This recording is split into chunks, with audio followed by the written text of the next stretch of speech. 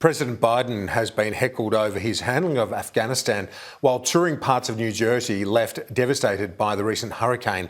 He was speaking to local police when onlookers erupted over the military withdrawal. I discussed this a short time ago with my colleague Annelise Nielsen in Washington.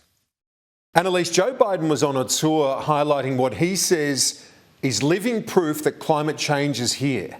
Kieran, that was Joe Biden's very clear message as he toured around these areas impacted by Hurricane Ida. He said climate change is here, and as he was talking to locals, he had a very clear message that that was a priority of the Biden administration as they looked at a summer that has had very extreme weather events right across the United States. He was also travelling to California as well to visit areas impacted by wildfires. But there was also a motive you could see to try and steer the conversation away from the Afghanistan withdrawal as the heat's dying off about that in the United States. However, a few neighbours who did appear to have a Donald Trump flag flying in their backyard nonetheless made their feelings very much known to the president as he went past.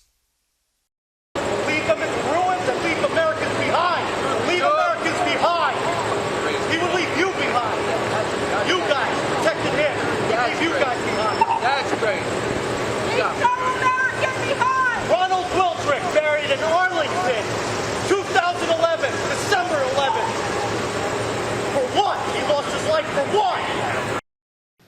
And Annelise, Congress is returning from its August recess with a number of important deadlines all happening at once.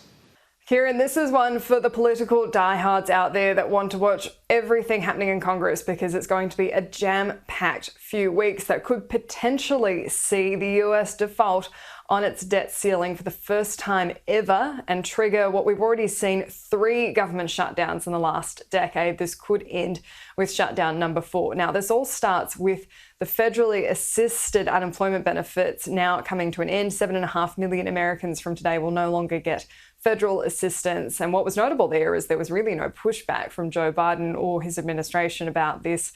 Very much optimistic there that the economy is going to bounce back as the US gets vaccinated, moves on from the pandemic, but certainly taking a gamble that the Delta variant isn't going to get much worse, or we're not going to see another worse variant throughout the summer. But when we continue on, there's a few really key deadlines here.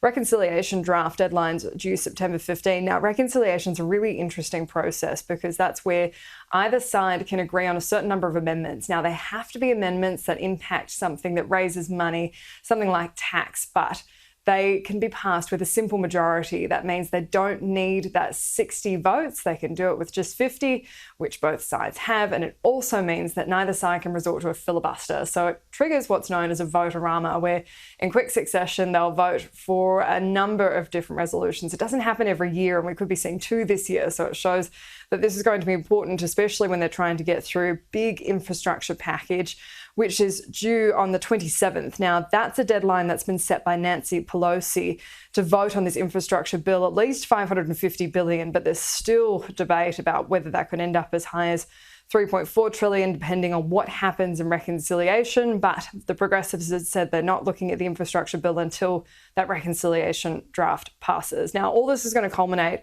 in government funding running out on September 30 if they don't hit those deadlines.